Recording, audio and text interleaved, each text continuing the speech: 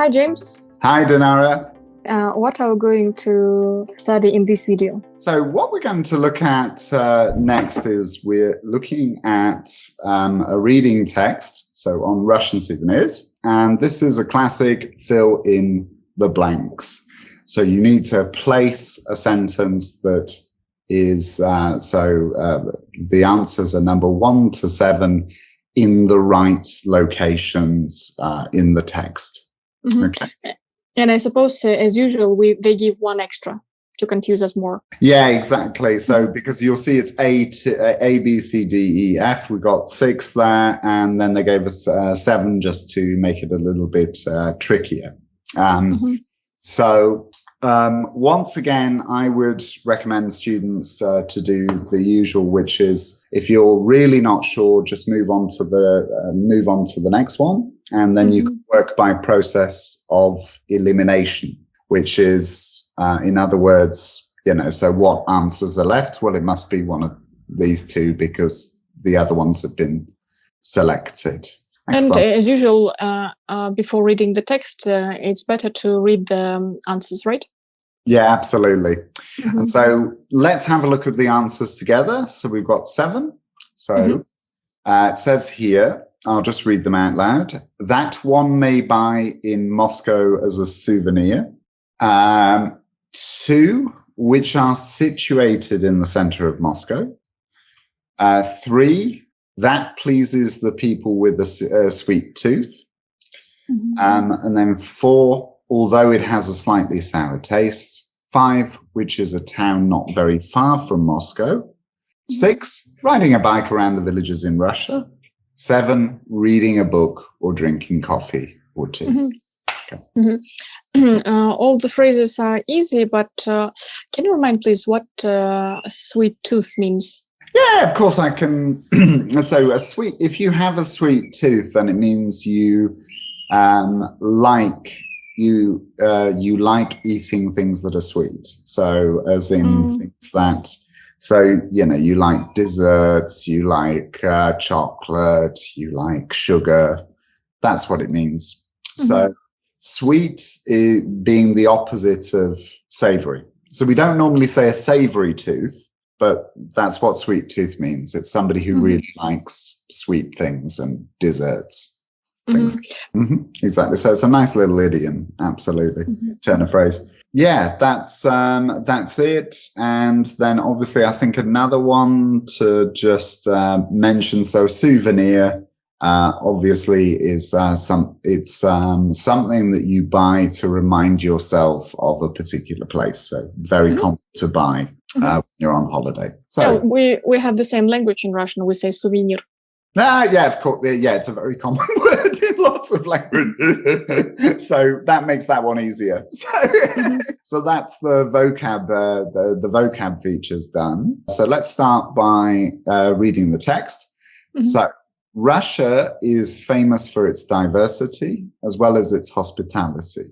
The best way to show Russia to someone is to bring home something special. Matryoshka and balalaika are quite stereotypical presents. So the matryoshka, I think we often call that one Russian doll. The Russian doll. Yes. So it's one gets smaller, isn't it? There are many other goods. Now, what fits here? So I would say for this one, it's got to be that one may buy in Moscow as a souvenir. So you can still use, and just as a point, you can still use one, but this is not very commonly used in English anymore. It's more common to use what we call the generic you. So I would say in this, so if I was speaking normally, I would simply say there are many other goods you can buy in Moscow as a souvenir. You. So it doesn't mean you specifically, it just means people, a person. Let's, because one is a little bit old fashioned. Yeah, exactly. So yeah, it's something that the Queen, we often stereotype the Queen as speaking like that. So, yeah, she either refers to herself as one or we, so the royal we, that's called. Yeah, exactly. One does, so it's So exactly, one thinks so. Yeah, so it's. She really can see talks about herself like this. I don't think so, but she does use the royal we. Yeah, so it's in. So if you listen to her in a sentence, she will use phrases like "our subjects," even though she's talking about herself and only herself. Cool. So that is very common. I don't think she really says one, because for herself. So that is common for her to talk about herself, especially formally. Yeah, in a formal context, like when she's opening Parliament with we. Which is interesting. So woolen shawls, we'll move to the next one, have always been popular in Russia because of cold winters. The shawls made in Pavlovsky Posad, and then I would suggest when you have these commas separating a short phrase, we often would include information like the person's age, the place is where the place is, if you're talking about a place, or the person's name here. In these, so this one would be, which is a town not very far from Moscow. Exactly. So I would go with that one. So which is a town not very far from Moscow. Number 5 are considered to be a traditional Russian gift. Woolen shawls and scarves have been made there since 1795. A wide shawl with a beautiful original pattern on it may be used like a blanket. It is nice to cover oneself up with it sitting in the armchair, watching a movie. By the way, so a really cool word that I forgot to mention, so you might not know this, is that is a classic example of what we call video bombing.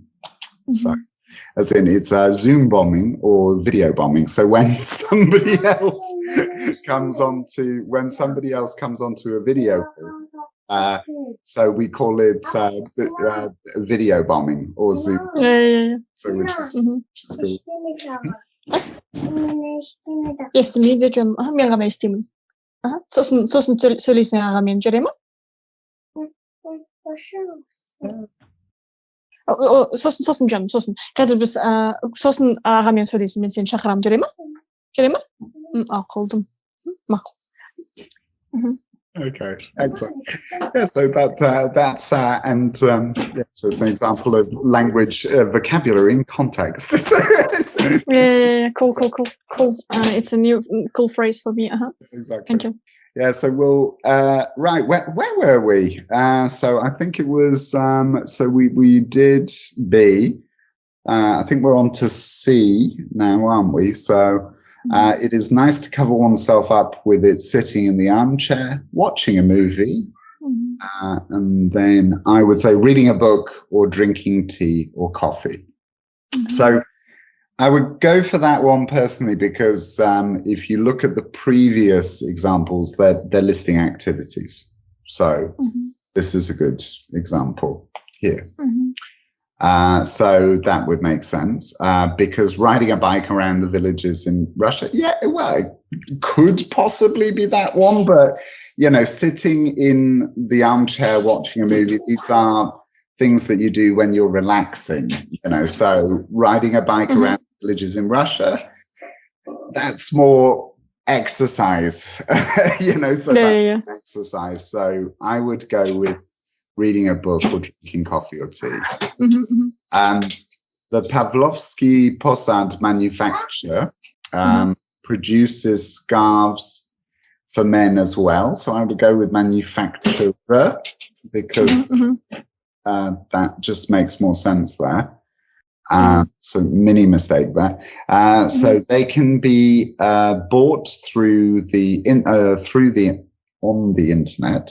So as in they can be bought on the through the internet or in brand stores. Now I would go or in brand stores which are situated in the center of Moscow would work there. So so we never say through the internet, you always say on the internet, right? That's correct, yeah. So on the internet is much more common. So you use that basically with anything online. So if you say, for example, on various social media sites, so on Instagram, on Facebook, on, as in on TikTok, you would say, or on YouTube. So I think it's because, as in traditionally we did all these things on a computer. Also for phones, it's the same. You're on the phone, you're not. Yeah. So we'll carry on. So yeah, on would make sense. Yeah. On would make sense in that one. So because, you say it for computers and the phone as well. So that's why we go for that. So yeah, that was D. So D was very much so D, the one that fits best for D, I think, is which are situated in the center of Moscow. So the only reason why I hesitate is normally as in I would imagine that it would not just be in Moscow, but it would also be, at least one in St. Petersburg and some other cities perhaps. But and then possibly, as in possibly shops outside Russia as well. But yeah, so I would go with exactly, which are situated in the center of Moscow. Let's move to the next one. So Belyovskaya pastila is a souvenir. I would go with, because it looks like it's something dessert based in the next information, I would go that pleases that pleases the people with a sweet tooth. Okay. Another factor here I would say is that pleases people. I wouldn't use the in this context personally. I think it's unnecessary. Yeah, because we're not talking about certain people. In general, we're talking about people. Yeah, exactly. We're not saying this. These are the people who buy this product. So we're saying people with a sweet tooth. So guys, as we mentioned before, there are some mistakes, obviously, in Russian state exam because it's authors of these research papers, they are Russian-speaking people. English is not their native language. Absolutely, and I think when it comes to the articles, English and Russian use the articles differently. So it's a fairly common mistake for Russian native speakers. So. In English, but yeah, so I would go with that one. So we've got sweet tooth again. So this is an example, because we can see from the next information, just skim reading that. So that's when you read something quickly without paying attention to it 100%. You're just looking for information in it. We call it skim reading. It talks about dried apples, and so it talks about dried apples. So I'm thinking, and it's so I'm thinking, and I noticed the word confection, and these are related to sweet products. So yeah, so that's why I would go for that. So I'll carry on. So that would be that pleases people with a sweet tooth 3. It has been made since the 19th century in the town of Belyov, near Tula. This is a very special kind of Russian confection. Though it is called pastila, it is not a marshmallow-style delicacy. Belyovskaya pastila is made of dried apples. After they have been dried, they are mixed with egg whites and sugar and whipped. Belyovskaya pastila is similar to a cake. There's another clue about the previous answer.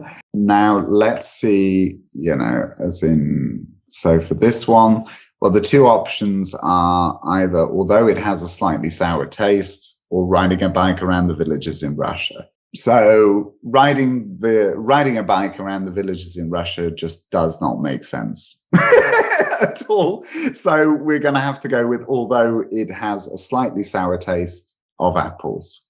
So that is 4. It is considered to be a natural product, and it is not of average price. Tourists can buy this kind of sweet at some confectioners' shops throughout Moscow.